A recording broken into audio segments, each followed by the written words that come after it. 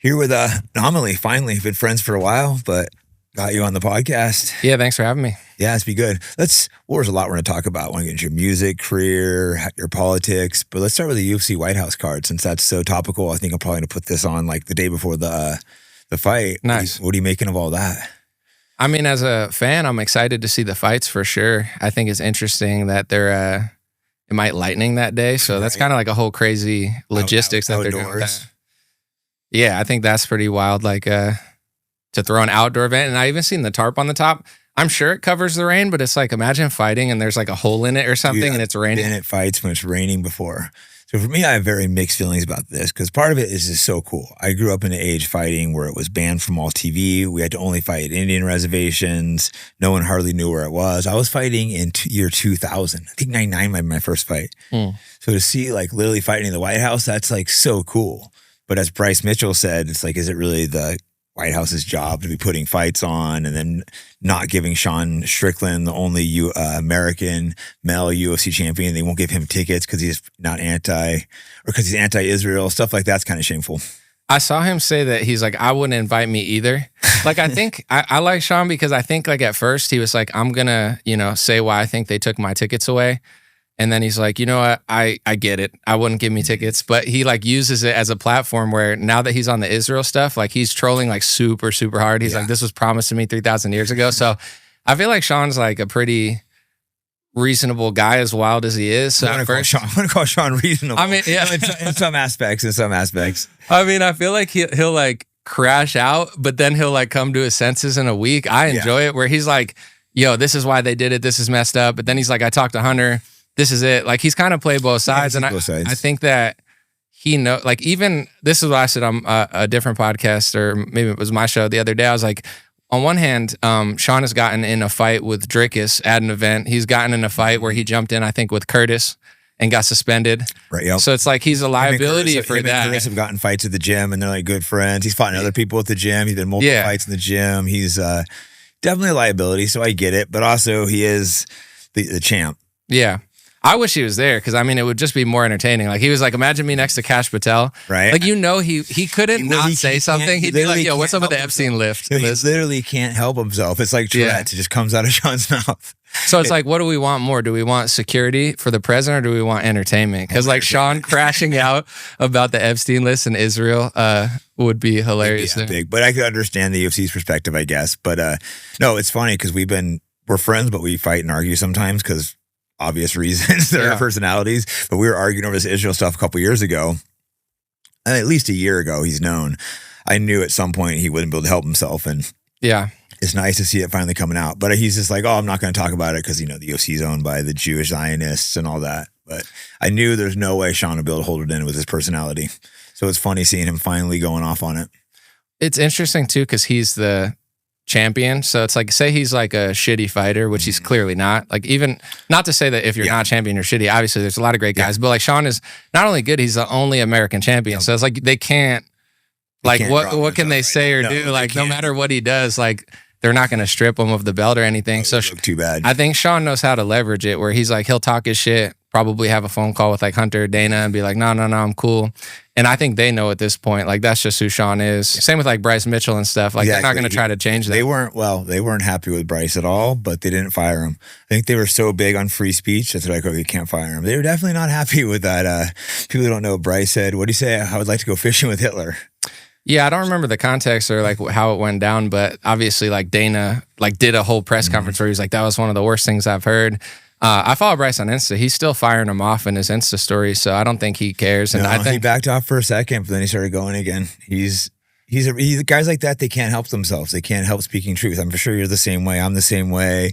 When we see something to be true, we have a hard time staying quiet. What do you think about like Kanye? I thought about this the other day. Like people like Kanye and Elon, but I'll start with like Kanye.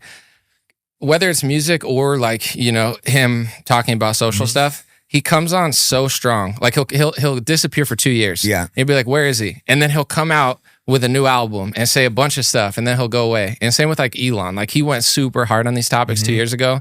Now he just like retweets God Sod every day and he's like, check out his new book. It's so dope. Open Mossad agent, by the way. He admits it himself. I've seen the video. He said, oh, I was just saying, or I don't know what he says about it, but I've seen that video. And Yeah, I feel like I wonder with Bryce or Sean, like, I know for me, and I wanted to ask you this too, like, I used to just talk all the time. And then I started going through phases where I was like, sometimes I kind of want to like fall back, do stuff, and then go forward. And I like sports, but I'm not a professional athlete. So with you, it's like the reverse, where it's like you're a professional and still are. Why I wasn't talking about fighting, because I was burnt out on it. I want to go back into covering a lot more fighting. But what about like podcasts? Because for me, I've been doing it for like 10 years. Like part of me, like I just did like a celebrity pickleball tournament, and that was so fun for me because I was like, dude, I love sports. I get to like play against people and stuff.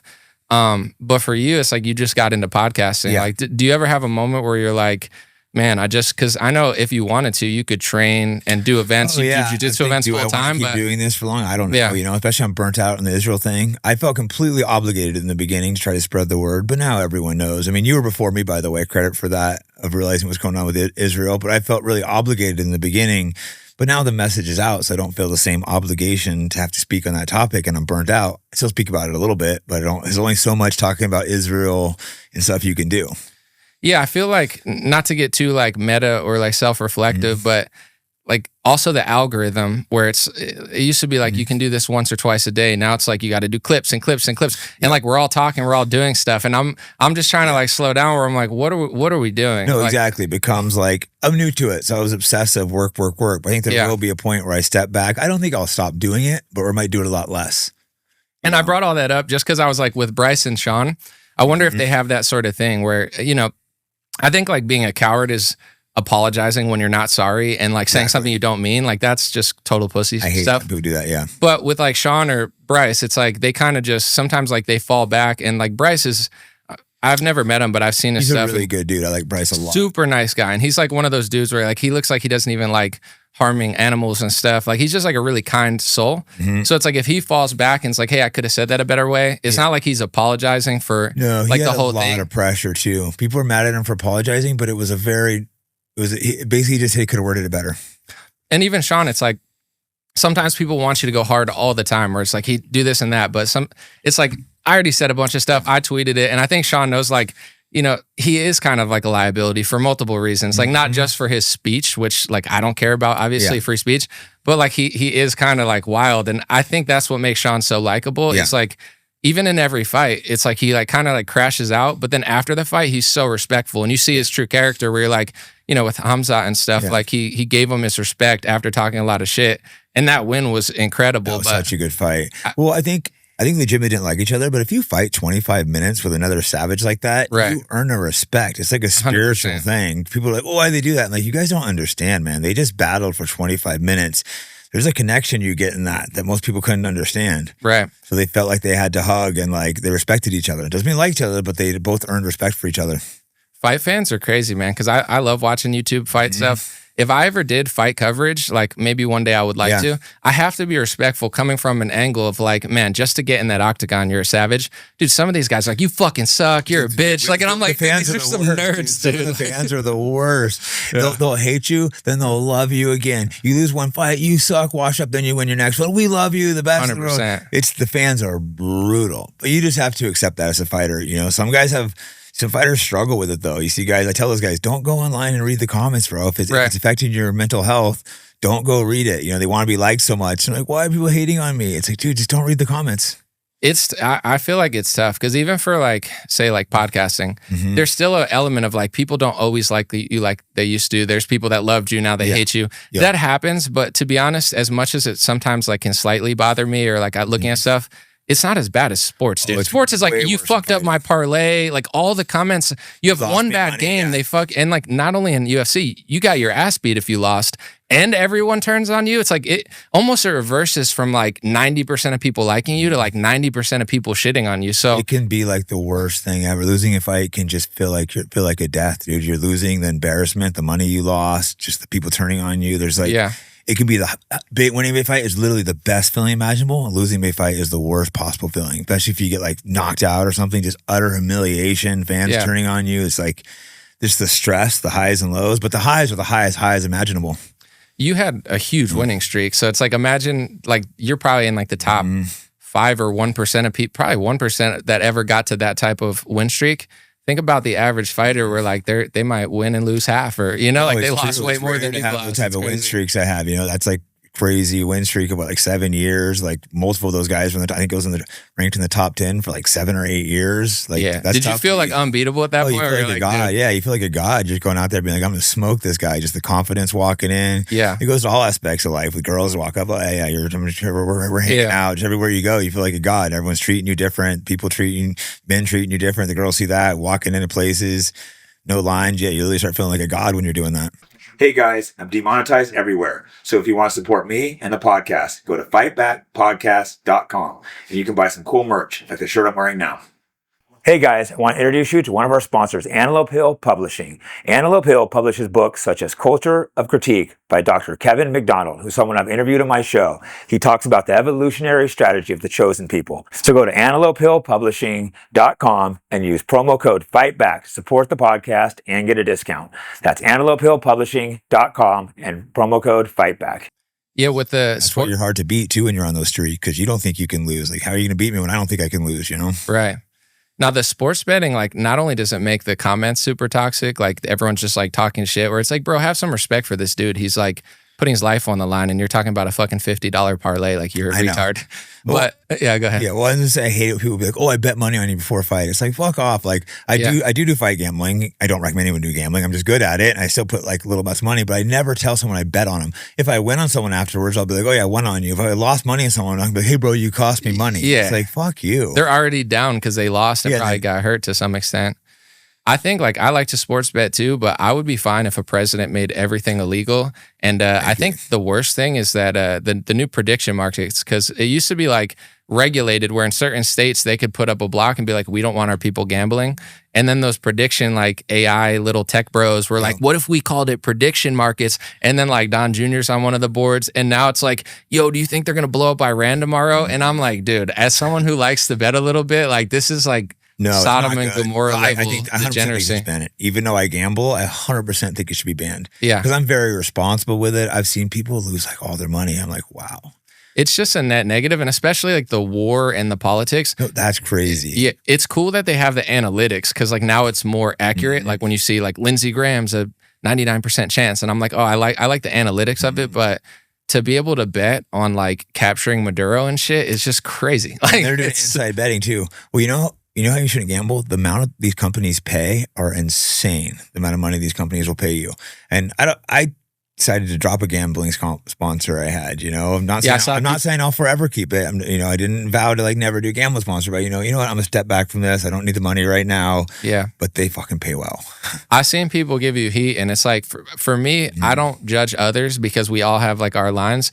I like to gamble, but I just don't want to sell it, But I know people that are like, yo, they're paying good, and they pay really well. It's crazy. Like, must be making some other people I've seen get paid with bigger platforms are just insane. Yeah, like millions of dollars and shit. You're like, wow. But that shows you how much money they make. Yeah. If they can pay that. But yeah, just as a whole, gambling is not good. If you gamble, you should expect to lose that money. If you look at it as like entertainment, when you come to Vegas, if you want to take a little money for your entertainment and gamble, hey, maybe you'll get lucky and win. Yeah. But when people come here trying to win money, and I've had friends, I didn't realize it was actual addiction until I had friends get out there, start gambling, their eyes light up, they can't stop. I had to drag one friend out of there. And she's yelling at me, cussing. He thanked me afterwards, but he's like cussing me out as I'm dragging him out of the casino. Yeah, that's crazy. It was crazy. I couldn't believe it. Like I think it should be localized, like in Vegas and stuff. But even like, getting to like politics a little bit and like the whole left and right stuff. I saw through the left and right thing like 2019 for multiple reasons. But it's like if you're going to talk all this shit to like leftists and be like, you're a beta, you're this, at least you got to be the shit and be honest. And I started noticing like, even just morally, it's like, is the right-wing Christian politicians, not the base, but the politicians, are they moral? It's like, dude, they don't do anything Christian. And then they're like, we need to like make homosexuality and feminism really popular in Iran. And I'm like, wait, what? Like, you're crazy. You're pretending to be more right-wing than I am, like talking all this shit.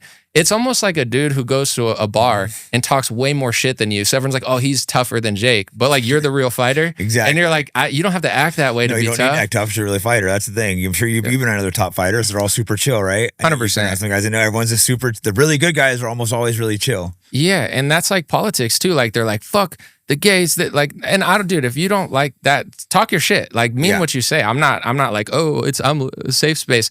Now say what you want, but it's like they're so mean spirited and they're like, yo, look at this fucking, and then everyone's fighting. But then when it comes to it, like one of them apologizes. He was like, oh, I didn't mean what I wrote on Pride Month. And I'm like, you're a Christian apologizing for saying homosexuality has no place here. If you mean it, say it. If you don't mean it, don't say it. But as a Christian, you apologize for that, but you don't apologize that our party's pumping gambling on war. You apologize for that, but you don't apologize that you printed trillions of dollars and you're just like robbing the future. Yeah. So under 40, like whether it's right wing or left wing, even though they hate each other, they're also tired of like this retard boomer mentality of like just total phoniness. Like they're the left wing and the right wing boomers. It's like they don't mean anything they say. Like you're talking shit as if you're the most right wing Christian person ever. But they don't even give a fuck about anything. They'd probably like suck Trump's dick if they could. They probably would. Literally. No, exactly. I'm just so burnt out in the left versus right. Like you said, they are screwing over the young people. Like, oh, they're just lazy. Say shit like that. But remember, Trump's like, I want to make housing more affordable. Then he's like, oh, never mind. Most of my base has their money in their house. It's like, okay, if I own my home, who cares if it goes down a little bit if someone else can buy a home a little bit younger? It's just this greed mentality. He said he liked inflation today or something. Like, did you see that quote? I was like, I love it. That. Like literally the quote, they were like, are you concerned about inflation? He's like, you know what? I love inflation. And then he was like, they own assets. So the really rich, they're okay with inflation, but the people that aren't get brutalized. He said, oh, it's going to look good after the war. And like, I got all this oil from Iran. But this is the issue with Trump. Like, it's always an issue with every politician. Mm-hmm. He's been rich his whole life, right? Which it's not a jealousy thing. Like, make your money, bro. He was cool. But he's just surrounded by the richest people. And obviously like a lot of Zionists and people that like just, oh, you're doing so great. But it's like, if he hangs out with people, it's the CEO of the company. So he's like, Trump, I'm killing it. I'm making a lot of oil money. Like, am I going to make oil money? Are you going to make oil money? So who the fuck cares? Like, inflation hurts us, not the people who own everything. And then he doesn't give a fuck. No, they don't give a fuck about us. They don't realize, they don't even talk to people that struggle. Like, I have real friends. When gas was up, I have friends being like, oh, I can't afford to drive to work, stuff like that. People don't understand. It's a struggle out there. You know, if you talk to regular people, they're trying to buy eggs, gas, but some of these guys are so brainwashed, they'll make excuses when Trump does it, but then they're mad when Biden does it. And the price of everything goes up, but the quality's been going down. And like, you know, I know people talk about like on the right, they talk about demographics and like where they want to live and where they don't want to live. And on top of that, it's like the entire country is kind of like scammy. Like the people making the most money are doing like crypto schemes and like AI gambling. They're not making cars like Henry Ford, and they're not like doing something like Nikola Tesla or Thomas Edison. They're not providing value. Like rich people used to like own something. Even oil people, at least they own oil. Now all the biggest scammers are making the most money. Manipulation. It's like that. Banking, stock market manipulation. I mean, going through the Epstein file, I spent a few weeks going through there, and you see so much like stock market manipulation, just the highest level. Yeah. Jared Kushner's all up in it. What was that one? The one email where Epstein was like, you know, we make money. Yeah, he was like, yeah. I was like, bro, it's like every like stereotype in your head that like he just says in an email, and it's like, and then people are like, it's the Democrats. And I'm like, bro, it's both parties, but also like you can see the ideology that he has if you read the emails and like who he's working with and working for. So the fact that manipulating the markets, I think that's why look at all the top donors are almost always of the same tribe. I think they do these stock market manipulations. Therefore they get this inside information. Like Epstein, it wasn't just politicians. It was mostly all these top business guys. So I think they're getting inside tips and stuff. They do these big bets. Oh, just made $100 million off of manipulation. Yeah. With Epstein, everyone talks about the sexual stuff because obviously it's crazy and it's being like covered up. But, and I don't say this to deviate from that. I'm just saying for like, I don't think everyone will say, oh, if someone's saying this about Epstein, they did stuff with him. And I'm like, no, you have a right to speculate since they won't tell you. But the truth is like, they're all kind of afraid of him because he said in the emails, like he was working for the Rothschilds. I know Alan Dershowitz said the Rothschilds introduced him. So when I listen to these people talk, like, did some of them probably do stuff that they're afraid of getting out sexually? I'm sure if he was the party guy, you know, like, what do you do at parties when you're getting wasted? But at the same time, it's like they have this fear for him because when Trump says like, oh, he wasn't a big player, it's like that would be like saying Tom Brady wasn't a big NFL player. It's like he definitely was. He was connected to everyone. Meeting like this Saudi prince. You have the people at Emirates. They were sending him pieces of the rug from Mecca for the prayers. Like, what are you doing with black magic shit like that. Someone wanted to get their friend out of prison in Syria. They hit him up. Like, he knows. He was connected to everyone. He's talking about, overthrowing Gaddafi before that happened. The same with Ukraine. He was involved in all these war events. Yeah, and the Wizard of Oz, like there's all this stuff going on, and there's that big like green goblin looking guy, and then there's the guy behind the curtain that's controlling it. It's like, that's like the whole Epstein thing. They're so afraid of everyone figuring out that it's this way bigger picture. They're like, go back to the left versus right thing. Or like, look at Graham Plattner or like AOC and Ilhan Omar. If it were a chessboard, at best, these people are pawns. You know what I'm saying? Like Ilhan Omar is like a retard, but like, okay, like, why do they hate her? Is it because she's a retard? If she was a retard with the right foreign policy, they'd love her. They wouldn't care if her IQ was 5. So it's like they're so afraid of Epstein because he was clearly such a big chess powerful piece. And like, it's his own words. I work for, as I assume you know, he told Peter Thiel, I work for the Rothschilds. That means those people in his inner circle, they all know this. They're aware of what's going on. Even Massey, after he passed the law, we still didn't get the full release. He got removed from office. It shows the power. It's the banking it's all tied to, you realize. He's tied in with all the big banks. That's when we start looking, being like, it really is the banking. With banking too, like, I think it's, if you say it the wrong way, they'll say it's anti-Semitism. But I always think about it with money and banking. It's like, if you play in the casino, maybe you could hit a jackpot. Maybe if you're the luckiest person all year, you win $100,000. The person who owns the casino makes money every day. So it's like with money and banking, it's like we could do all this stuff, but there's always some sort of like loan. They know how to really like do the banking. They make money. Like, we buy a house, you pay the interest first. So if you sell the house, you're already paying the interest. The bank always wins. And they print money out of thin air. The Federal Reserve, that's really goes down to Federal Reserve. Obviously, I need to get a guest that deeply understands banking. But you see, once they took control of our money supply, the same year the ADL was formed, and then I think the dollar's lost 98 or 99% of its purchasing power since 1913. Yeah, and I mean, like during 2001, everyone bought that war because life was like pretty good. And not that, like, I'm a grateful person, but like now there's a lot of things going in the wrong direction, and it's like they spy on everybody without our permission, but it's not safe. Like, at least in Dubai and China, they're probably spying, but it's safe everywhere. That's a and it's point. Clean. So it's like they're taking away our liberty, but then they're like, we got to do this. We have to do this for this and that. It's like, bro, when I go to most major cities, there's like 5% of it's super sick, maybe 15%. 60% of it is like literal hell. Oh, like you have to like totally pay attention, especially with a girl or something. You got to be watching, paying attention, not to get shot, robbed. A lot of these cities are hell. Yeah, so we don't even get safety. So like, even like, say, I'm sure there's a lot of people like, why are they saying this and that? And like, oh, we don't like that they're questioning this, but it's like, do something for the country. Like, say you're a banker. I'm not a jealous person. Like, I'm not trying to me, that's not like what I want to do. I want lots of people to be successful. Yeah. But if you are at the top and all the cities are getting shittier, and then on the television, you keep telling us like, even though we're 0 for 12 in these wars and like they didn't make your life better, this one is going to make your life better. Like, how is making Iran gay and feminist going to make my life better when I think there's too much feminism in America? Man, girls, maybe he can make the OnlyFans. He died, but he was the top donor to AIPAC. No, you realize it's all just a scam. And that's what they would do to Iran. It's like, I'm not Muslim, but it's like, what are you going to make it gayer, more feminist, and like pump pornography into it? They're mad at China and Russia. It's like, dude, I've never been to either of them, but I'm pretty sure they're safe and clean and like functional societies. All of our allies their countries are falling apart. Like Europe's falling apart. Canada, Australia has its issues. You talk to people, they can't even say anything or speak the truth about immigration. Got for wearing a shirt that says "From River to Sea." You see that photo went viral? I didn't, but literally said "From the river to the sea," and she's being handcuffed, getting arrested just for the shirt. In what country? Australia.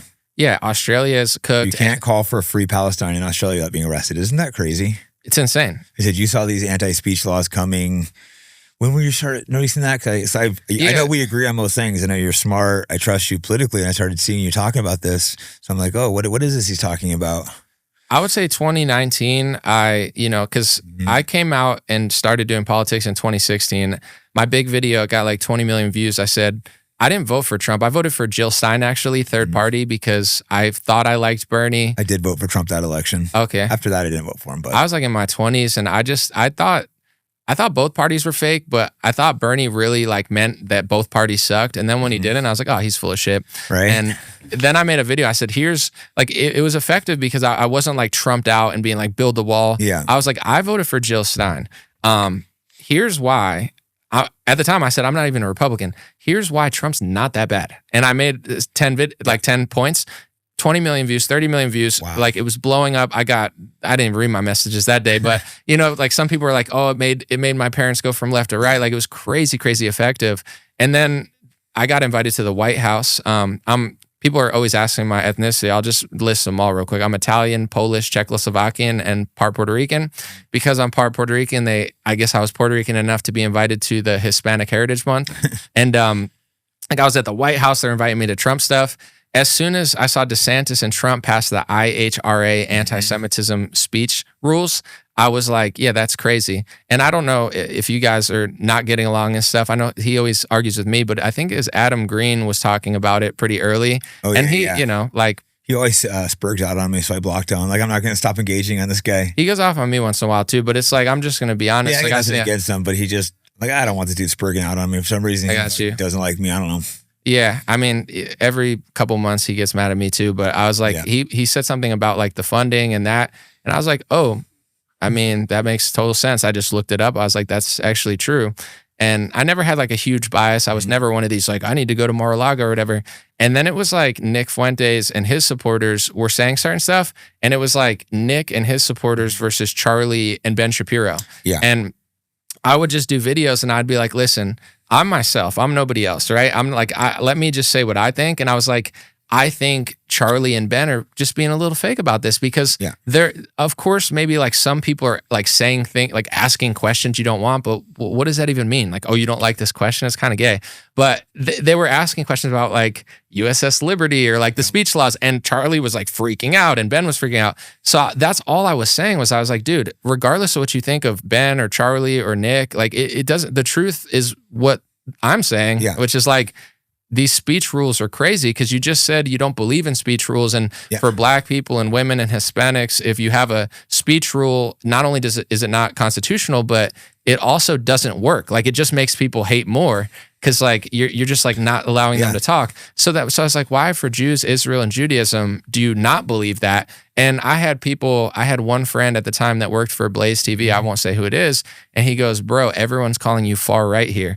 And bro, if you see me in 2019, I was way nicer than I am now. I was super soft-spoken. I was just like the nicest. I feel like I was way nicer than Charlie and Shapiro. It's like, how am I far right? Because I wasn't even like that conservative at the time.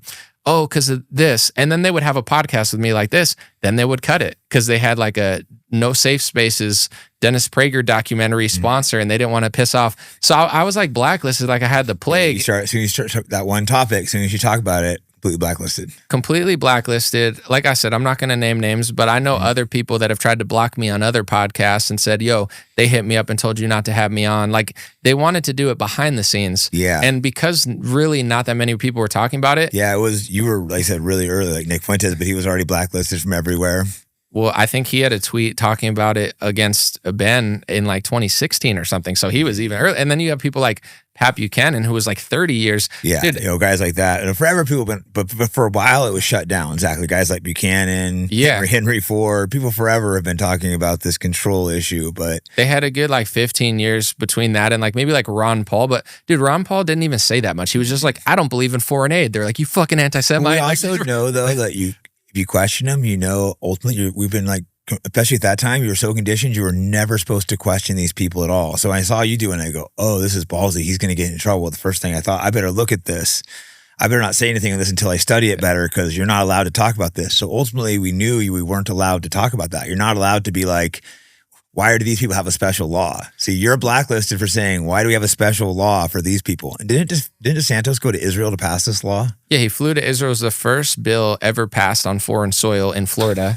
And it was for that country to, the IHRA speech law. So the whole thing was crazy. And my thought was always, I'm trying to say this as respectfully as possible. So, I know there's some people, like everyone has their own personality and says it in different ways, but it's kind of the same with like Trump, where like, say Marjorie, got in a fight with Trump and it's like, I know she texted him something about the Epstein thing and like he got mad and you could say, maybe she shouldn't have said it that way. Well, okay, we'll go to Lauren Boebert. She barely said anything. And Trump's still like, well, let's kick you out. So it's the same thing with the Israel topic. Like, I feel like, not to compare, be rude to you or anyone, because it's like, I don't care. Everyone should be themselves. Like I'm just true to who I am. This is how I think.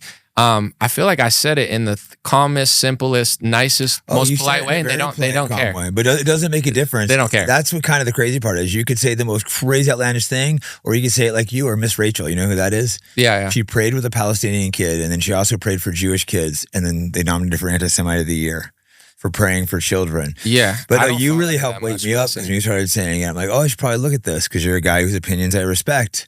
And like, what about Ron Paul? I mean, he's like probably even nicer than me. Like he's one of the nicest guys you'll ever see. They hated Ron Paul. Yeah, see, I didn't really follow politics back then, but that's probably why. Buchanan. For sure. Right? It's like anyone that approaches this subject, always has been blacklisted, some cases shot. We can argue about who, like JFK, we can argue about who shot him, but I think a lot of people suspect, Yeah, no, I've heard that, and the timeline. Well, when I met Tucker Carlson, it was long before I was speaking up, but he hadn't. Like it was way before he started speaking up. We were at UFC talking. He didn't know who I was. But people were taking pictures, both of us. Someone said my name, and he's just like, "You're Jake Shields from Twitter," and then he got really concerned for me. That made me a little worried. He's like, "Hey man, you gotta stay safe." That's when I started being like, "What year was that?" Like it was right after, maybe like after October 7th, but like way before like Tucker or Candace or anyone was talking about it. There was hardly anyone. Do you think he was talking about that or other stuff? It was definitely that. Oh. It was like, I was the largest name on Twitter at that point, which sucked. Then Dan started speaking up. I'm like, oh, thank God. Yeah, I mean, a lot of people say it, but I guess it's like how, like, for you, you have to be true to yourself and say things the way you want to say it. Like I always try to look at, because sometimes people will get upset at me or someone else and they'll be like, well, this is how I would say it and that. And it's like, that's you. Yeah, 100%. And it's like, I do other stuff that you don't do as well, but it's just, so I try to not judge others, but for you, like only you really know how you want to say it, what makes you feel good. And, you're a fighter. You fought. I came in hard when I went in the beginning. That's my personality. I don't speak about it as much anymore. I still do, but when I first came in, I came in swinging. So that's my personality type. I seen injustice, so I went hard. That's my style.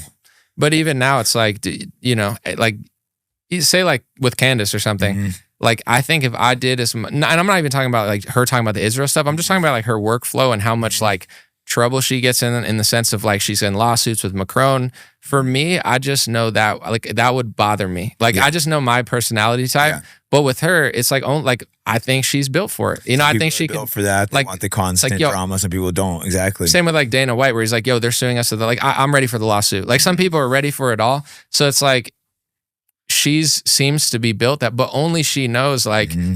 is this a pace that I feel comfortable with, mm-hmm. or do I want to speed up or slow down? And it's the same with you and Dan and everybody, where it's like when you guys say certain stuff, only you can really decide, if you feel like you're doing it. Cause like when you're going super, super hard, is that there's a lot of downside, like obviously people haven't been getting killed, but like some people have made me think that was a threat financially. They go after you hard and, they have demonetized me on everything. It's like, because I don't want kids to get killed, but they do have so much control over everything. They try to financially ruin you. Like they do try to like destroy people. Yeah, I think with your podcast too, we were talking about it yesterday, but like you have on so many different people. And I think that's what's really interesting about your podcast. And regardless of what they'll say or what they're doing, I think you're doing good journalism because you're doing these interviews with people that no one else will talk to. Yeah. And that's like, that's a service in itself, regardless of what they say or you say. If you're giving a platform to these people, like you're doing communists, black nationalists, white nationalists, talk to people you're not supposed to, but I enjoy those conversations. I want to hear what they actually have to say. People tell me, oh, you can't talk to that person. Like, why? I want to sit down and see what he has to say. No, I think it's doing like, it's journalism because no one's doing it, but when you post them all, it's like they'll probably flag a certain person. But there used to be a time at like maybe like 15 years ago where it was common. I remember like before you and the Twins had on David Duke, I think it was like Cenk Uygur had him on years ago. It had been and a while him. Before I had him on. I think it had been like 10 years since anyone had him on. And then I got the Twins to do it too. But he used to always go on their shows. And like that used to be like America, where like Cenk didn't agree with him, but he was willing to debate him. And like, I think mainstream media had him on. I know he like ran for president, but that's like, it's almost like there's so many new things in America that they're trying to act like are like so normal. But for the first, even the speech laws, it's like from 1776 until the 2010s, there was no special definition of anti-Semitism. But now you're telling me that from 1776 until like 2014, that wasn't good enough, and now you had to go to Bucharest or Budapest and come up with this new speech rule and this is not like, I'm not crazy. Yeah. And it's like, no, you know, crazy. You're like, imagine you have a law that you can't say anything bad about white people, true things. Like you can't be like, oh, the white people killed the natives. Like that's type of stuff. They're putting true stuff in the anti-hate speech laws. Like you can't say they killed Jesus. You can't say they control the media. Well, and it also, it does multiple things, but like it doesn't actually work. And the annoying part is like most Republicans, including like Zionist Republicans, they know that. And that's all they've told. Like, before I even knew that much about politics, that's all Charlie and Ben Shapiro were saying is like, not only is hate speech not American or special rules, but it actually doesn't work because like say like Black Lives Matter, they put it on an end zone and it's like, wow, now I'm not racist because I seen it on an end zone. It's like the dumbest thing ever. And then they're pushing like Pride Months on the hats and stuff. It's like everyone knows what the rainbow flag and homosexuality is, like you promoting it nonstop. I don't think it's like no one's ever heard of it and be like disgusted with it. Like thankfully there's finally a back. It was pushed so heavily that we had to just accept it and act like it was a good thing. And I have no hatred towards gay people, but I'm not going to act like it's a good thing either. It's just it's just like in the streets. It's being force fed to everybody in like this weird way where it's like, okay, you know, is there like a Christian month where they just push like Christian crosses in the NBA and the NFL? No, they do black and gay. I don't know. It's just kind of like it's kind of like goofy. Like, how are you gonna argue that like sodomy is a good thing? It's like diseases spread that way. Children can't be born that way. There's nothing good that comes of it. Why would you be proud of that? I mean, pride's also one of the 7 deadly sins. Promoting it is outlandish. And then if someone comes out and says like in the NBA, like no homo, like, yo, that guy looks good, no homo or whatever, and they fine them for that. Where it's like that's not even it's not even Dana like White fined Nate Diaz for saying something like a gay. That was a while ago, before more recently, but I think he got fined like $30,000 or something for like calling someone a F. That's hilarious. But it's just like it's the, you know, if America's going to be free, I mean, everybody could do what they want, I guess. But if one side's going to push all of that and then someone says something else and they get banned off of social media, the balance is super like messed up. But I think all of these things are getting less and less popular because even though they're promoting it, like say like racism and stuff, it's like everyone instinctually, like most people are like, yeah, racism's bad to like just hate someone because of their skin color. But the more they push it, it's almost like they're not allowing for another conversation where it's like, hey, dude, I don't care. Let's talk about white, black, Hispanic, everything. Say stereotypes, say the good and the bad. But if you're gonna say all that stuff, then are we just gonna say no? This is bad, but everything else is good? It's like, well, let's look at crime stats. Let's look at like neighborhoods. Let's look at this. And then let's have a real conversation about systemic oppression and, you know, what this and that. Same with feminism. It's like the women are saying this and that. Yeah, you could say it because there's that. But, you know, there's also downsides to being thrown into the workforce and having to be a 9-to-5 work wage slave. Like, so they don't want to have real conversations, though. They just want to push a narrative on like both of those. Like, you know, they are complex, but they're not trying to sit there and have a conversation. Like, this is the answer. And like you said, feminism is throwing women to the workforce. Now there's like the government's raising your children and the whole racism issue. It's like, we just want to be what's fair. What's happening now isn't working. You know, black crime's getting worse, less fathers at home. You're not even supposed to talk about that. Like, hey, they need like fathers. Like, and it's the justice system isn't fair anymore. Like that guy, what's his name, Chud. I don't approve of what he does, but I think he would like use the N-word and stuff. But I guess he's in jail right now with like a $1.5 million bond. I initially had heard that he went up and called a guy the N-word, but that's not even what happened. He'd said it on his stream, and the guy went and attacked him, and then he shot him in self-defense. Yeah, I haven't spoken because like everybody's quick to just say what they think. Like I haven't seen the stream, so like. I know it's not maybe good for ratings and stuff, but I want to see like the whole court case before I have an opinion on it. That's totally fair. Because it's like I need to see the evidence. Even the Carmelo Anthony one, like now that I've heard it and seen it, I'm like, yeah, you can't just stab someone in the heart, obviously. Yeah. But the tent, like it kind of made a difference. I still think it's murder to do that. But like it wasn't his tent. He went to someone else's tent and was like, they were like, leave, and they pushed him and they stabbed him. But like, let's just say it was like his tent and they were bullying him. I still think it's probably murder for sure, but like I want to hear it out and just see like what the dynamics of it. But with him, it's like if he's really just yelling something and someone runs up unprovoked, that's a lot different than him walking and going after people or like walking and chasing them. And I think this might play a factor in that. I don't know the Tennessee law, but in Texas, apparently you can't, if you provoke the incident, you can't stand your ground. So that actually made, legally, that made a huge point. And in my mind, it makes a difference too. If I walk up and call a black guy an N-word, and then he starts fighting me and I'm getting beat up and I shoot him, I'm being a total bitch. If a guy just comes after me and I shoot him, that's a little different. Yeah, and I mean, I think either way, it's not good or ideal to for something to end in that. But at the same time, if Carmelo didn't just go to their tent and start it, let's just say they were just bullying him out of nowhere, I still think it's fucking crazy to stab someone in the heart. Dude, you're in fucking high school, just have a fight. But it changes it for the law. So it's with him, whether he was walking towards him and talking shit or that guy just spurged out on him, that's gonna make a huge difference. But it's definitely a psychological experiment of he's taking it to an extreme level to just see what will happen. And I've seen the comments online, people feel really strongly about it. His supporters are both super ways, strong, and then the haters in the middle, both ways. Someone made the argument of he really wants to push free speech to the limits, and I guess it is. I don't think you should walk and call a black person the N-word, but I also think we have the right to do that. Yeah, I mean, it doesn't give them right to kill you. I still same with what I was talking about before. It's I know what I'm inspired to do and I know who I am. Who everyone else is, that's for them to decide. If that's their calling and what they want to do, and then that's their life they have to live. So, it's everyone I have to deal with the consequences of what I say and what I do. And so do other people. So, it's not a fence sitting thing. It's just I don't know what they've been through or why they're doing it or if they think it's right. And obviously, yeah, I would not do that. And I know that's not your style, obviously, but yeah, I'm interested to see how it all plays out and what the details are and then how people react. No, exactly. And I think so it's messed up too. I think a gambling company was going to pay his bail and they weren't. I don't know. I could be wrong on this one, but I think they're not allowing him to use the money.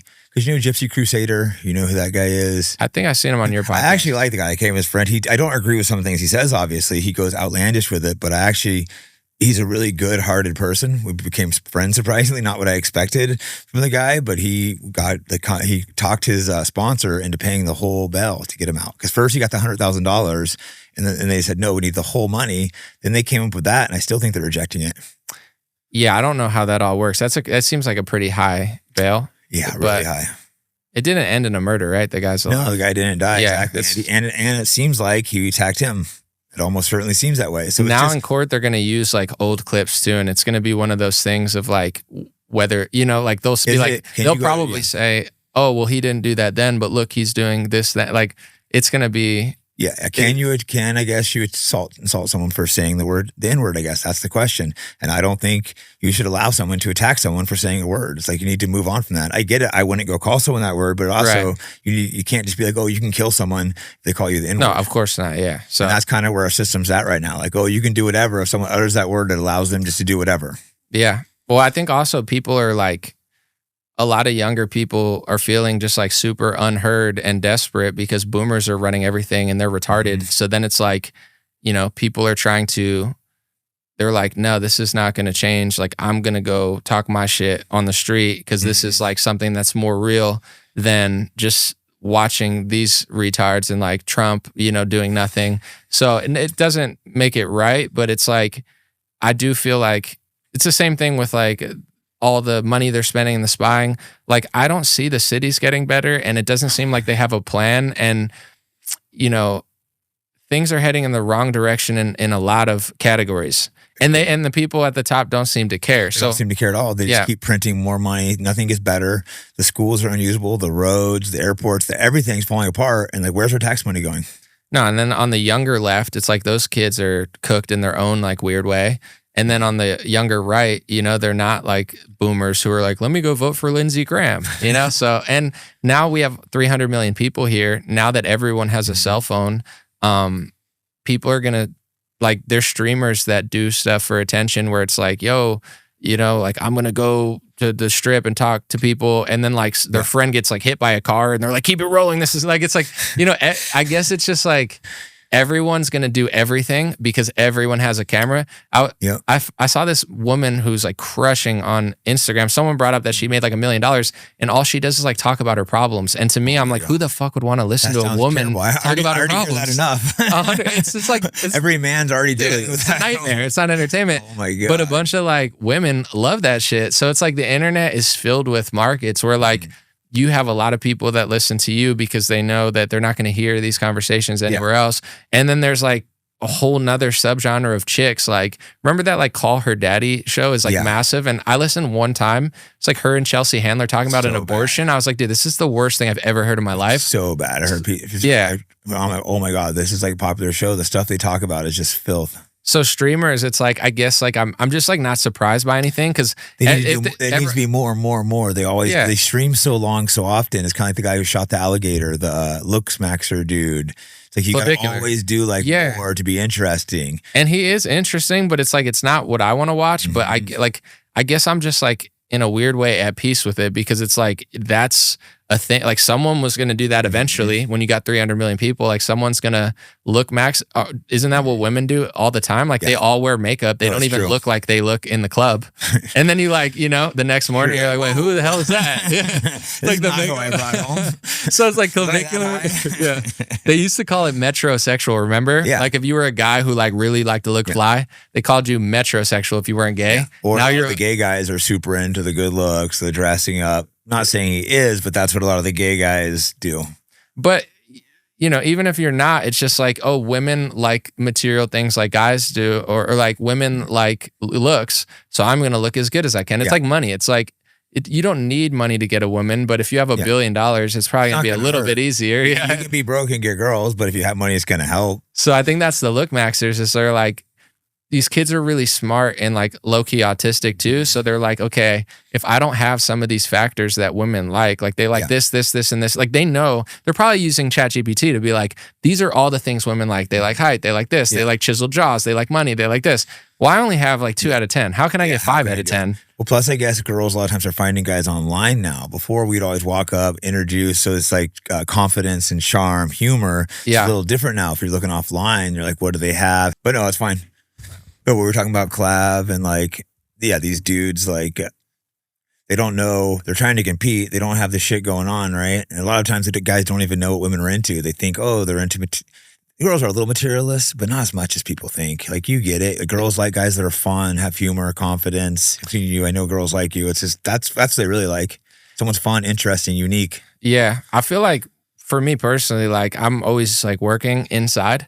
But like when I'm just out in public, you know, like just being out, accessible, charming, doing that sort of stuff, it works better even than the internet. Cause like, think about how many, like if you're a hot chick, you have on the internet, right, tens of thousands of options. So it's like, you're just a thought, you're like one of 700 unread messages. But like when you're when I'm in person and stuff, it's like you can actually just be in the present, where of course like dating apps and stuff, they work and you know, but the women to male like option is like insane. I feel like every hot chick must be getting hit up by so many. Like, and that's what there's so much competition. I think a lot of guys aren't out being social like that. I used to only meet, I never used the apps. I would only meet girls out. So you have to learn the real life interaction, the charm, be fun, be interesting. But a lot of people don't have that skills anymore.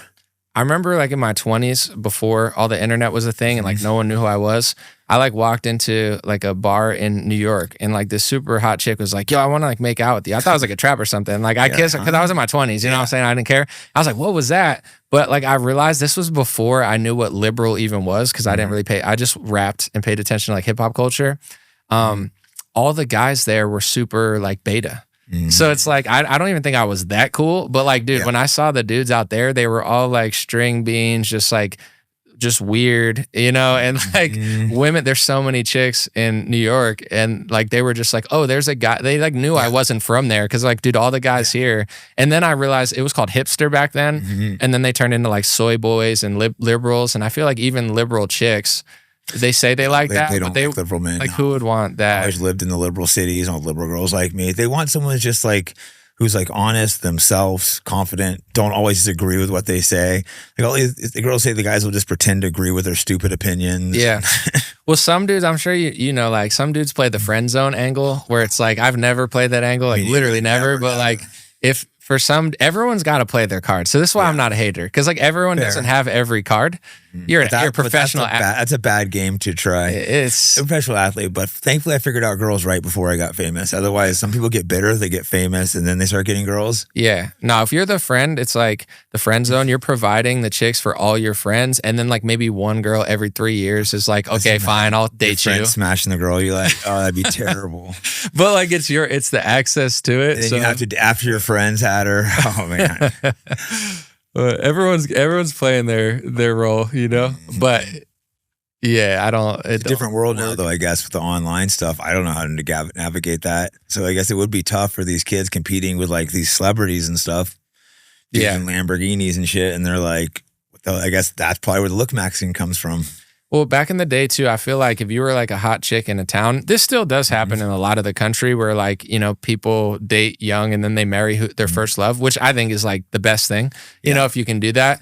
But it's like if you're a hot chick and you have like motivation to not do that, I mean, you're now connected in a way. Like if you think about 80 years ago, you know, it's like, oh, you have to like call a phone that's like in your house. So if you're cheating and you want to talk to her, it's hard. You got to call. Yeah. Hey, who's this? Dude, I'm the fucking husband. You know. Exactly. So now it's like everyone has internet. You ever see a chick who's dating someone and she be posting like hot pics without the boyfriend? And I'm like, dude, I like all the time, bro. If my girl was doing that, I'd be like. Sometimes I message him. I'm like, well, yo, how does he not care? Yeah, like, no, he does. I'm like, of course. They'll convince these guys that you shouldn't be like jealous and controlling. Now, I'm not saying be a psycho, but like, dude, like peak of my fame, I would have girls like at my penthouse, and if I want to have a boyfriend, I'd be like, what'd you tell your boyfriend? Oh, I'm at your house. We're just friends. Could you imagine your girl's a professional athlete's house saying just friends? Like, dude, have some common sense, you moron. Dude, some of these chicks it's just like the game that they're playing. Because for me, like, I'm not trying to overdo it, but yeah, it's like if you're my wife or my girlfriend and you're posting like hot pics with your titties out on Instagram without me there, what else are you possibly trying to do? That would be like me taking off my clothes and just putting my hand over my dick and being like, yo, I'm just feeling myself today. It's like, yo, who's going to message back? She wants other guys to give her attention. That's 100% what that is. Yeah. You know, you see him at home. So when girls doing that, yeah, that is a red flag. Yeah, I don't know. Don't get gaslight into believing that you're being jealous, babe. No, I don't. That ain't your girl if she's out posting pictures like that. And guys need to, a lot of these girls, they want to be giving like within limits, not to be psycho, but they want to be giving some boundaries and rules. What I found, and like, obviously I'm not an expert or anything, but you know, if I met a girl that I liked and she wanted to make me better and be like, hey, these are a few of your bad habits, I'd be like, oh, you're totally right. Like, it's the same with like when you have a trainer in UFC or stuff, like you're not trying to have them like say you're the greatest. So you're trying to find your holes and make yourself better. Yeah. So if I find a chick that I like, and a lot of them nowadays, they've never been told no. And there's always someone that'll fuck them or do something. Right. So I think that's crazy. A lot of them never been called out on their bad behavior. Well, because if they are, they'll find someone else if that's what they want. So it's like, hey, it's not like an attack on you personally. Just like if you're like, hey, don't do this or that. And I'm like, no, for sure. Dude, if I could find like I like friends that'll do that. You know, it's good having friends that'll call and be like, hey, you could do this better. Like Dan will do that sometimes. I have a couple of friends will do that, call and like, oh shit, you criticize me. But they'll also compliment you when you do something good. I love having friends like that you can trust to tell you where you fucked up somewhere. Yeah. No, I think for me, it's like, it's hard to find a woman who wants to like do better and not get offended. Because it's like sometimes people, it's the same with in not just relationships like that, but like say business and like success. You're always going to have your real friends that are like, Jake, I'm so happy for you. I want you to crush. Let me work with you. Let's go make money together. Yep. And then you'll have the people who just like won't help, kind of low key, like they get kind of bothered by the moment. And for me, crazy when I first started seeing that success, people thought should be happy for you. You could tell secretly they're not. That was a weird one to see. And I think it's what blocks people, because I see the best in everybody. So if someone has a lot of talent, I'm like, dude, you can do it. Like the only thing stopping you is you. But when I saw somebody when I was like in my 20s, and I remember there was this guy, Prince EA, who I was friends with. He was a rapper turned like spoken word poet. He blew up on Facebook before like anybody. He had like hundreds of millions of views. He was like on Oprah and stuff. I never got jealous. I was like, oh, that's sick. Yeah. So one time I said, like, let me help you film a video for free. I just want to be a part of it. Yeah. And it was like pumping me up, seeing people around me winning. But when people around you don't want you to win or they don't want to help, it's the same dynamic to a chick that doesn't want to get better, where it's like, for me, and I'm sure for you too, it's like, you know how people will be like, oh, like, what's your dream? What's this and that? Like, I'm trying to live it. Like, I'm not trying to be, condescending or like saying there's nothing I can do, but like, I went for my dreams, and I'm trying to, I don't like to talk about let's start a business. Then let's really start it. Let's not just talk about it. Don't over talk. A lot of people just like to talk about shit and they don't like to do it. And then I'm doing it either way. That's something I do it. Like before I started the podcast, I think I've been talking about it for like a month or two, and I go, whoa, this is embarrassing. I need to go and like, get it going. I've mentioned this for like 2 months. Sneeko actually helped me launch it. He was in town. He's like, I was new his, and he's like, oh, why don't we make this your first podcast with Ian Carroll? So I'm like, all right, cool. Some friends helped me launch that shit. Yeah. You know, you did stop it. procrastinating, Yeah. And not that a month's that long, but for me, it's like, damn, I'm procrastinating. When I talk about doing something, I like to do it or not talk about it. 100%. Yeah. I just think it's just do things in life. You can't just talk about it. You got to just do it. Start it and learn as you go. I'm big on like mindset. I know like in my 20s, and maybe we could talk about this a little too, but for music, like I had a trajectory that was like, it was booming. I was getting a lot of offers and like record label things. And then I kind of had like a lull. I remember in my 20s, I was like 24 and I was like a bartender at this place in West Virginia. And someone came up to me, like I had a couple million views, but I was never like as well known as I am now. And they were like, oh, you're An0maly? I was like, yeah, what are you doing here? I just work here. Oh, I used to like you. So I felt like a has-been, dude. I was 24 and I was like, you used to like me when you were a kid? Like, and I'm not even that old. So I was like, oh, I've had so many ups and downs, but when I changed my mind, like I used to see other rappers and be like, oh, they suck. Cause I'm like super lyrical and I'm into like the poetry of it. I'm like, this guy's trash. But then when I stopped hating so much and I started being present and looking at my blessings instead of other people, like it changed my whole life. It was the Tao Te Ching by Lao Tzu. It's like a Taoist book. Yeah, I know what that is. Yeah. Like that and Eckhart Tolle, like I was like, dang, that's way smarter than how I'm thinking. Cause I'm like, and then I started listening to like trap rappers and I'm like, yeah, their lyrics are garbage. So why is it such a hit? Well, because the melody's good and the sounds are good. So you learn. People wanted to dance. So you look at the positive instead of just looking at the negative, look at the positive. And that changed my whole life. So when I see other people not doing that, it's like, I know that's what's blocking you because you're spending too much energy on it. So I'm fortunate with my close friends. We've always been really happy for each other. The first person to get famous was Chuck Liddell, still one of my best friends today. I was just so happy to see his success and fame. And then I was on the team with Nick Diaz, Nate Diaz, and Gil Melendez. Yeah. And through what we all had long careers and we all had terms where I was more famous, Nate was more famous, Nick's more famous, Gil's more famous. Yeah. We were all always happy for each other. I'd go to some of these other gyms and I would see jealousy when one guy was getting more fame. And I mean, I think it probably had an effect on you guys. Of course, you all trained with each other and stuff, but knowing you really had friends like that. We really had each other's backs, always, no matter what. We helped each other train, spar, fights, unfortunately, but we just really like, always genuinely cared for each other and still do to this day. Do you think, like, and I don't know this for sure, but it's like, say your extremely long win streak where you went years without losing. Like, if you had like half your camp throwing shade at you low key instead of like hard, because the energy happened, bro. Like the fight, because I was fighting good people in that win streak. Guys like Dan Anderson, but everything was meshing where like your team was good, you felt good, you know. We didn't have a big team either. There wasn't a lot of us, but we were just like serious, you know. Really the heart of it, like me and Nick Diaz were like the generals. We ran it, and then his little brother Nate, and then Gil Melendez was like, I trained Gil Melendez, and then we had some other people we built around us. And we like held the barrier down for a while, and we all had long careers. You see guys come and go, but we were all fighting. Like Nate's still fighting after like 25 years or something. Dude, we went to, where was it, in Anaheim or whatever, and he beat Masvidal. Dude, that was so sick. Yeah, and he's fought so long, dude. I've known him since we were making him fight at 16. Yeah. Thinking back, I'm like, man, it would have been child abuse if he hadn't been so successful, because he was like more scared of me and Nick than like some adult would be there and be like, Nate, you got to fight this dude in the cage. And you'd just be like, yeah, trying to act like all cool, but sure, probably really terrified inside. Getting there and then just light the dude up. I bet it was way crazier back then and way less like professional. Like you guys were just it was savage, like people getting fucked up all the time. But we never tried to hurt each other. So we'd spar hard, but we didn't have a lot of injuries because we would all protect each other. Yeah. But people would come in wanting to fight.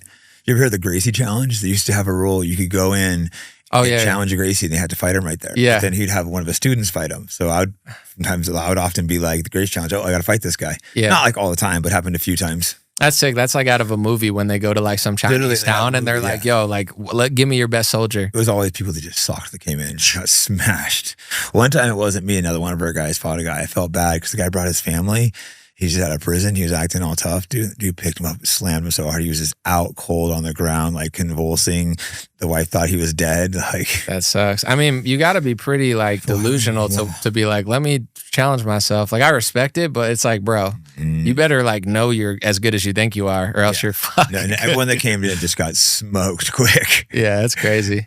I'm grateful I met you guys, and I feel like even for me, like I've never had like management or anything. I've just been winging it, but through what I put out, it's like you kind of like attract the people and like stuff, like you, Gil, I feel like, and Nate, you guys are like the realest ones, the crazy, you know, like you guys are not like corporate or mainstream, but it just works because you guys just kept doing it, kept winning. And like even Nate, like just watching his press conferences and stuff, like he's not even saying much, but it's funnier than people who are talking for 5 minutes because he's just being himself. Nate is. Dude, he's so funny when you hang off the camera too. He should do more like streaming. He is so funny. Cause you hung out with him a few times, right? I hung out with him after his win, so I didn't get to like hear him talk that much. There's too many people around after the wins, right? Yeah, it's just like hundreds of people. That was fun though, bro. And like he was smoking a joint and stuff, but I didn't get to really kick it with him like that. There was a couple of one press conference. He's lit up in the middle of the press conference. You're not supposed to because it was a hella boring press conference. Dana just looks over like, what the fuck? And he handed, who was it? One of the fighters doesn't smoke hands on the joint. The guy didn't know what to do. He's a big Nate fan, but he's a Mexican dude. He's just holding it. Brandon Morera. He's holding the joint. Passed it down. No, you're a good friend. Two like random bucket list items because of you. I don't even smoke weed anymore. It's been like years.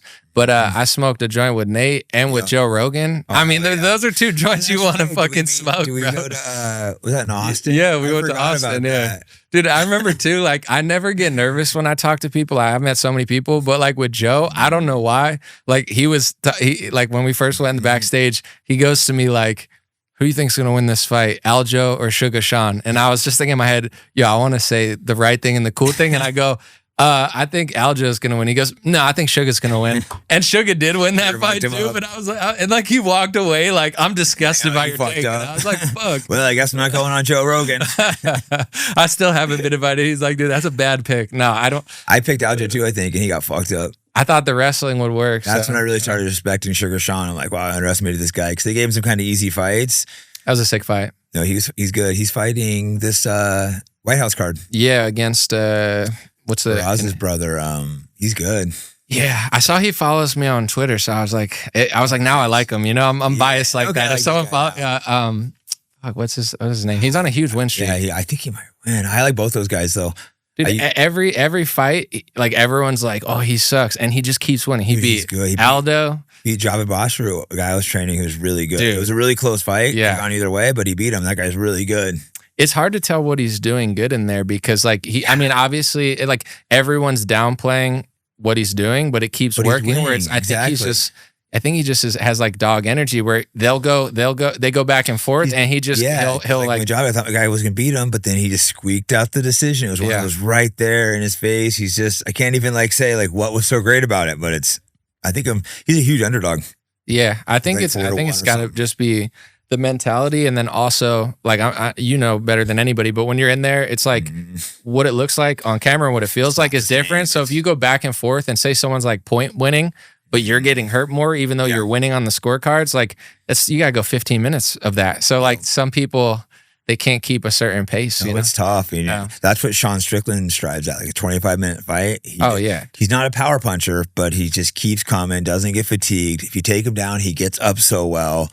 He's just a hard guy to deal with. Bro, and he's mentally tough. His jab and his like Philly roll is so crazy. And like, people are always like, oh, he's not hitting that hard, bro. Look at their face after. It hurts so bad, probably. He's really hard to hit his ranging. We've never gone spar hard with him, but we spar a little bit. Really hard hitting him. It's hard getting the range and his jab, and he's got that good jab. He just sees it and rolls, or he's got a front kick. Yeah, you barely miss, and he's got a good parry. So you're coming like right here, but if you miss by a quarter of an inch, you're still missing. So it'll be like right there, and he'll parry it, or he'll slight lean. They say it's bad habit to lean, but he does it. The one time it backfired was when Pereira hit him with the hook. Yeah, a lot of times he'll lean right out of the way, and he's tall, and then come back and jab you. I guess he just missed thought how long his arms were on that one. Harry, I think he's got really long arms, and he came in and just cracked him. How hard is he to take down? Like, pretty hard, but Sean didn't try to take him down. No, I mean Sean. Like, yeah. He's really hard to take down, and he's really, really good at getting up. One of the best I've ever trained with at getting to his feet. Yeah. People understand his jiu-jitsu is really good. People think like, oh, jiu-jitsu sucks. Like, jiu-jitsu does not suck at all. He just mostly uses his stand-up. Well, look how big Drickus is, and like he couldn't get up, and like Sean got up every time. Yeah, that's why I actually bet on Sean that fight. The last 2 fights underdog, and people kept saying he's going to get smoked. I'm like, I don't know. This fight's 50-50. I kept saying, and look how even it was. Yeah, it was a sick fight. Because you can't keep Sean down. He's like one of the hardest guys to keep down. He's just really mastered. I think what happened, he fought Usman, and Usman took him down and ground pound him every round, and he was like humiliated, and he goes, I'm never going to get held down again. Yeah, no, that probably tires you out too, like getting taken down, and then when they get back up, like it demoralizes you. Take someone down, they get right back up. It's the most demoralizing thing ever, and Sean understands that. So like the second he hits, he starts trying to come up. Yeah. He has that mastered, and he has just tons of. This is what happens a lot of times when you try to get up. If you break a guy down 2 or 3 times, you can just sometimes feel them break mentally.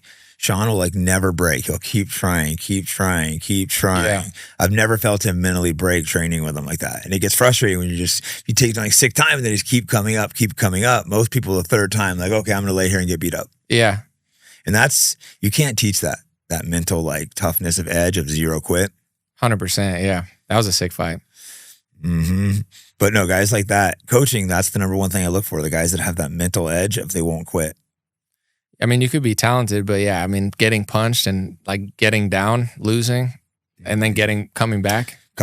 Yeah. A lot of guys don't have the mental mindset to come back after, because he got fucked up by Dracus, but he had like a really hurt arm going into that fight. I didn't even know. He didn't bitch at all. He didn't tell anyone, didn't bitch at training. I knew he didn't look as good that camp, so I didn't bet on him. Yeah. But I didn't really think his arm was like, maybe even broke. I don't know. I think that he was talking about it, but something was like pretty wrong. He didn't look good that camp. I could tell. They didn't bet on him. But this last camp, he did look good. Yeah. No. Well, before we wrap, let's get a little into your music career, because you had like a long music career and no one really haven't heard too much about it. Yeah. It's funny too, because like in the political world, sometimes it's like people will be like, there's a lot of people that kind of like pretend like they were bigger than they were. And I'm not saying I was like super big, but like, you know what I'm saying? Like they kind of like grift off of like, I was this, and you like look it up and you're like, they weren't really doing that much. I was a fighter, other guys, and you're like, okay. At that like tournament I played in last week, this like some kid was like, oh, it's not open yet. It was like celebrity pickleball tournament. It was like Kid Rock, Terrell Owens, a few NFL players. I was like, no, I'm on it. I'm An0maly. He's like, you're An0maly? I love your music. And he was like 12. And I was like, oh shit, kids know my music still? It's a totally different crowd from politics. And like, I'm so into politics, I don't like think about that much. But I started rapping like in like 3rd grade. I liked poetry. It's actually, so we're gonna show love to the Jewish community. Shel Silverstein's Where the Sidewalk Ends. Great book. Right. It's a rhyming book. And like once I just saw rhymes, I was like, oh my gosh, dude, rhyming is pretty sick. Mm-hmm. So I like poetry. And then I heard like Eminem, Dr. Dre, Forgot About Dre. Mm-hmm. And I was like, dude, it's like poetry in motion. So I remember I wrote a rap in like 7th grade, and the vice president came out and recorded it and was like, yo, stand on the table. I was so fucking nervous. I probably did bad, but I want to find that video because that'd be so sick. It would be sick, right? Find a whole video like that. 100%. I would like battle kids in the lunchroom. I go to West Virginia University. It's my freshman year. I took my keyboard. Mm-hmm. When I introduced people, I said, hey, my name's AJ. I'm a rapper. Like I was just locked in, you know, like I had no doubt in my mind. To do. I know that feeling. I couldn't relate. There was this guy, Wax and Herbal Tea. They're twin brothers, and they were one of the biggest YouTubers. This is 2008. YouTube just started, and they just used to rap in their car. And it's early internet, so like I was like, oh, you can upload that? Like I just rap with my friends all the time. Yeah. Oh, I should show the world. And one thing that was good was like my self-awareness. Sometimes people want to be like local heroes and like they want to act like they're so big. I knew no one gave a fuck about me, and I knew no one was going to help me where I'm from or where I was in West Virginia. Yeah. So I was like, okay, let me upload this online. Let me enter a contest. I won the first contest. I think it was within a year. I had 1 million views and 100,000 song downloads, and I didn't even own a microphone. I just had a MacBook. Damn. So I kept doing freestyles, raps, and then eventually Jam Master Jay from Run DMC, his kids were like big fans of mine. I went to New York. I was like 21. The one dude, I was like at a club. He was like rapping my lyrics and stuff. He was like, dude, I love your shit. So I was like, all right, like at that time, I never even thought about going independent. I was like, I'm trying to get a label to see me. Yeah. So I got through the Jam Master Jay's sons, I got I don't want to say the label because I like forget, but it was one of the big ones. Yeah. I think like it was like Neo's A&R or something. Like there were a bunch of fedoras in there. I remember that. I was like, because he always wears those. And they were kind of like playing me like, we don't know if you could really do it, record a song. And I'm like, I get what you're saying, but I was like, if I don't even have a microphone, what do you think I could do with resources? Like I've done this with nothing. And I had another guy who recorded me and tried to like set me up with a deal. But at the time he wanted to be my management and label and take 85%. So I was like, what the hell? And the advance was like $10,000 or something. I'm like, bro, you think I'm retarded? Yeah, right. So that guy, I was like, I appreciate you, but like, that's crazy. Get the fuck out of here. 85%? That's like insane. It's retarded. What ethnicity was he? I think he was Puerto Rican, honestly. Okay. Yeah. So he was. I know. But they're smarter than that. They would have been like 60%. But the guy he set me up with a meeting with, I think, was Jewish. You know, who owned like the distribution. All the records. But he was a little sneaky Puerto Rican. You know, I'm Puerto Rican. I can say that. 85%. I'm only 15% sneaky. You know, but I think you can talk shit at 15%. 85%. What a motherfucker. It's crazy. So then I had a meeting with like a bigger label. He was some guy who knew people in the industry and wanted to like manage me. Then at the label, they just were like, we don't know if you can actually do a record. And they were kind of like, they were always talking weird to me. Everyone always talks funny to me. And I'm a nice guy, but like, I don't take disrespect and I believe in myself. So he said one time, he goes, yo, you know, there's a lot of artists we could sign. And I said to him on the phone, I go, bro, there's a lot of A&Rs. Like you're like A&R number 15, bro. Like I don't give a fuck about you. So I fucked that deal up because I was just like talking to me crazy. I can do the same shit. I can't help myself. 100%. So in West Virginia, I was kind of down and out, like had no money, like things were getting weird. I moved there. I dropped out of college, then I moved back there. And it was actually these two women that found my videos on YouTube and they said, hey, this is how I got to LA. They were like, we want to manage you. We're in the movie industry. We'll pay for your flight to LA and you could stay with us and record an album for free. And people were like, yo, aren't you afraid? I was like, of two women. Kidnap my two girls. I mean, it could be worse. So I flew out there and they managed me for like 6 months. We recorded an album. They let me stay. That's how I got to Los Angeles. It didn't work out, but I'm still grateful for them. You know, like it wasn't really much. And then I lived out there. I had one of my favorite underground labels that put out, once again, I'm not going to say who it is, but they're one of the biggest underground labels. They put out all the most political rap ever. I kept emailing them and stuff. So like, okay, we'll fly you to New York. We want to see what you're doing because I had a couple million views. He told me in the meeting, he goes, don't talk about politics. Rap about women and weed. That's all they want. Yeah, it's crazy how they push what they want you to rap about. And that's an underground label who was known for pushing political should have been stuff. Exactly. That's crazy. So I was like, if they won't let me do this shit, like no one will. So I was going back and forth. Like I grinded. I worked other jobs. I had a decent following. Like I probably had like 1 million song downloads. Maybe I had like 10 million views, maybe less. And then with politics, I just started doing that. Just because I was like, I don't know, I was super passionate about it. Same like when you were like, I just wanted to say something. Yeah.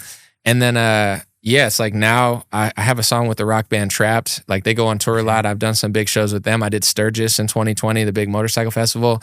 Now I kind of can just work at my own pace. And in podcasting, maybe I should say for fun, but there's someone almost hired me to work on their team. And they were talking to me all funny. And I'm like, dude, the news industry is just as fucking corny as the music industry. And it's like, they have no respect for me or anyone. And I'm just like, it's like the same jesters doing the same like weird slights. And at this point, I'm like, dude, I'm self-made. If I didn't give a fuck then and take your money, you think I'm going to now after I already worked 15 years and made it on my own and made some money? Like, it's just crazy. But yeah, it's like now with music, because I make money with politics and stuff, I don't have to do anything. So do you ever wish you'd focus more on music? I like it. But the thing is like, if you could have a base, then it's like, you're kind of free to do anything. But I do think like when you're desperate, sometimes you do more because you don't have any options. So it's like, you have to hustle when you have nothing. Exactly. Yeah.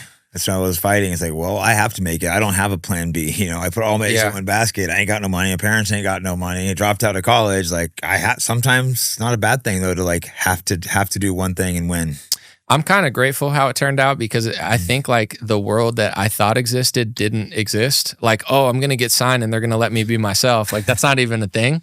So I had to do it this way. And it's like, you could always look at it and be like, man, I feel like I was super nice with the lyrics and raps and everything when I was like 19. If I could have got people to believe in me, I feel like I could have done huge things. But they don't want a positive message, I don't think, though. They almost want, like you said, weed. And even like Ice Cube said, basically, I saw him hinting one time that he was encouraged to put all this violence in his song. And all these guys, do drugs, talk about doing pills, lean. All the women, they don't want like positive stuff out there. Yeah, my friend's a songwriter, and one time they were just like, yo, we want songs about the world ending. Like, they just come up with these narratives, and it's like to pump it into people's heads. But no, I'm super grateful with how it turned out, and I think that you could always look at anything. Like, I'm sure fighting's the same way. We're like, man, I wish I would have got that one, where it's like, oh, yeah, you know, those. But as a whole, I'm happy. But there's a few things that every now and again, you'll be like, what if this done different, you know? And I think mindset-wise, if you're too like, you're satisfied or content, then you never do anything. But then if you're like, you always want something else, then you're never satisfied. So there's kind of balance. Like a lot of billionaires are like psychopaths, you know, because like if you ever got $1 billion, you're like, I'm chilling. They're like, I want 10 billion. I want the bigger yacht. You have to be like a full blown fucking psycho and use your psycho to get it. But that's kind of where I'm at now. It's like sometimes you could look at it and be like, dude, I should be doing more, doing less. But you want to be at a good pace where balance, yeah. I'm at life. I was completely obsessed and psycho when I was fighting. You win, you're still miserable. It's not a win world title, and you're still like disappointed. You want more. I should have been faster. Right. But I'm like, I already had a successful career. I can work a little slower pace, and you know, still want to be successful. Is my personality. I can't help it a little bit, but I'm like, all right, don't get over obsessed. Don't like over film. Don't fucking did a couple streaming. Like, you know, I don't want to do this very often. Maybe on rare occasions. Like the streaming we were talking about earlier. These guys that start trying to do more crazier shit. Like, you don't want to fall into a trap like that. Yeah, and I mean, I think that's how it is now too, where it's like, you know, if you do 10 videos, it's better than 5 videos a day. So there's always more. But yeah, I mean, I think it's good as a man to have something to do because like just being stagnant is like miserable. When I first retired from fighting, that's when COVID hit. I was so miserable. No career. They shut the gym down that I was running. I'm supposed to sit at home and do what? Blow my brains out, do drugs? Like, it's insane. I had friends kill themselves during that time.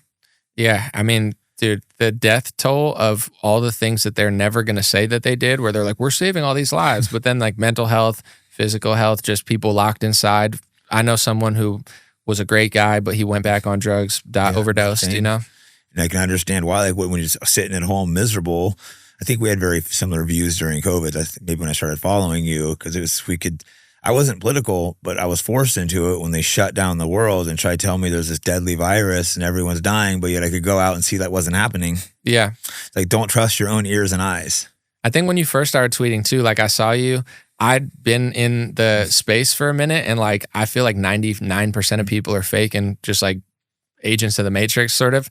And when you came out, your whole angle, I was like, oh, he's like a normal guy, just like saying his shit. Like, I knew you were just a real one because you're like the way you were saying it. Like, dude, you could see the script of like the Republican dick sucker who's like, oh, we got to pass the Save America Act. And it's like, but you're not going to, but you're going to talk about it all the time. No, my manager calling me freaking out and first sent a tweet because I never tweeted. I'd never used Twitter. Like they would tweet stuff out occasionally. They're freaking out trying to delete stuff. I'm like, nah, I hadn't written anything. Like I didn't know how to fucking write since I dropped out of school. Let me figure out some tweets. I was just pissed off when the COVID and the BLM just started pointing out the hypocrisy. Do you still have a manager or no? No, I manage myself, man. Okay. Most managers suck, bro. I was gonna say, I was like, they probably don't want to manage you. No one wants to manage me, but I've learned managers usually suck. Do you have a manager? Or? No. I have a friend who helps me with merch, and he runs the whole business. Yeah. He's awesome. I let him like answer emails and take a percentage. But yeah, no, like I have people I work with, but no, man, I haven't had a manager in years. I realize most of these guys, you bring them a deal and they take a percentage, or they'll fuck deals up. It's like I can get my own deals. Yeah, I mean, and agents too. It's like they'll take a percentage of your fight purse and stuff, but it's like, are they really negotiating? There's like 5 managers that have like 50 fighters. They won't really do shit for the most part. Yeah, Great business though. It's great. Yeah. Hey, got you a fight. And then the UFC, a lot of times they're working with the UFC. Who knows what kind of backdoor deals they're doing. 100%, yeah. And the UFC pretty much decides what they're going to pay you anyways, because unfortunately there's not a lot of competition. There's Jake Paul still in fights, which is actually great because he's paying really well. People like to hate on him, but the dude's paying people. No, I think those Netflix cards are good. It's going to be hard to compete with like the UFC's business model, but Netflix has the bag, and if they can get more subscriptions off it. No, I really hope they stick around because they always want. There's been no good competition for a while because I don't know how long you watch fighting, but originally it was Pride and UFC. They were kind of both. They were Pride might have actually been bigger, but they were both amazing shows. Then UFC, Pride had a scandal with the Yakuza, was run by the Yakuza, the Japanese mafia, and they managed to scoop in and buy it up, and then they just killed it. They bought the competition to kill it. Same thing happened with Strikeforce. That was really blowing up. It was on CBS and Showtime. Started becoming real competition. The UFC bought it, acted like they were going to keep it, and they just killed it. So whenever they have competition, they bought the show just to kill it. Yeah, it's hard now to compete. Like anybody who tries on like a big scale, it's just like it's really hard. You usually lose money, unfortunately. The Ngannou thing, dude. He got the bag, but like he went to PFL, yeah. He like barely fought there. They paid him so much, he didn't do like anything for him. He's like deuces. Yeah, he fought in Saudi Arabia though and made some ridiculous amount of money, I think, like 20, 30 million. Well, he almost beat Fury, or some people think he did. Then he fought Joshua. Here's a question. Is it worth getting flatlined like that? Not that that could happen to anybody, but like he made a huge bag, but he got flatlined for like 2 minutes. So it's a tough question. That's I don't know the answer to that. I think Francis seems super. I think he's fine still because he fought again and just. Oh, for sure. Well, I think he's he seems pretty chill in the sense of like things are what they are. You know what I'm saying? Like you make a move, you go with your gut, you do it. I mean, he almost beat Tyson Fury, which is a crazy life accomplishment. He made a lot of money, and I think he's probably just super present. Like exactly. I don't know him really well, but I see him because he's kind of a quiet guy, stays to himself. But I think he's one of those guys who has like strong principles, says something's going to do it. Once he decides he's being screwed by the UFC, he's like, I'm leaving, and he made a shitload of money.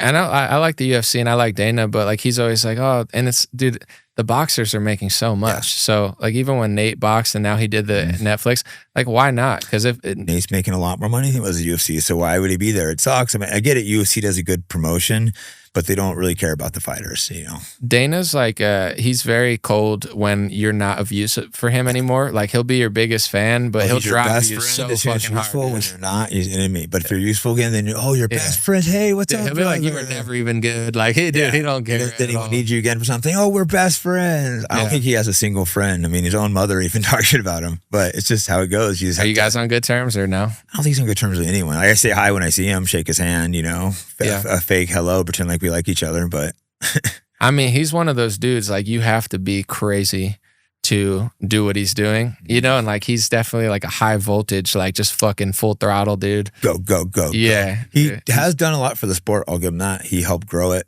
The Fertitta brothers bought it. Actually, a lot of people think Dana owned it. It was the Fertitta brothers, an old Italian family that was probably involved a little bit in the, Vegas origins. But I actually really liked the Fertitta brothers. Yeah. And then Ari Emanuel got it, right? Yeah. And then the Fertitta brothers would give me bonuses sometimes that weren't in my contract. I don't think they do that anymore. So I had some large bonuses sometimes. You appreciate those though. Maybe it's an old mob thing, but you appreciate it when, Lorenzo goes, hey, come here, I want to talk to you real quick. And slips you a large check, you're like, oh shit. Now it's more corporate. They have like a few bonuses each fight. Sometimes Dana will give them, but sometimes he won't, man. Sometimes like someone that's like not that rich has a sick knockout and they don't get a bonus. You kind of feel bad. You're like, Lorenzo would give like $1 million bonuses and stuff sometimes to people that are big names. Yeah. But they never talked about that. Most people don't even know about that because everyone's like, oh, UFC fighters aren't paid, which is true. But hey, if he likes you, you might get $1 million bonus after a fight or something. Yeah. Which it was deserved, but like I don't think they're doing that anymore. Yeah. And that's a big chunk of money. If a guy comes in and brings you to the locker room, gives you like $1 million, you're going to appreciate that. And even if you make a lot, it's like you got to pay your coaches, you get taxed. It's like a real estate agent. Like you sell a house, you make $100K. That might be the only house you sell in 2 years. So, like a fighter, it's like, it's a crazy sport. But I think if you're ambitious, you keep going, you know how to pivot and stuff. It's definitely. No, it's tough, but you can make money. You can't really make it. So few guys make enough money to like live after they retire, but you can get fame for other ways. Even when I went to the UFC, I took a massive pay cut to fight in the UFC just because it was the biggest name. Yeah. But it does suck that you have to go take like a third of the money to go fight in the world's best organization, because Strikeforce was paying way better at the time. Right. But you wanted to test yourself and see. Plus, Lorenzo ended up making up with the bonuses, but I didn't know that. So anything we should hit before we wrap? Nothing I'm really thinking of. Cool, man. Yeah. And we'll do something again, but it's haven't seen you in a while. Glad we got chill. Thanks for having me. Yeah, it was fun. As many of you know, I have many controversial guests, so that comes at a cost of being demonetized everywhere. So if you want to support the program, go to fightbackpodcast.com, and I have all kinds of merch on there, whether it's jiu-jitsu, fighting, political, and other accessories. And thanks for the support.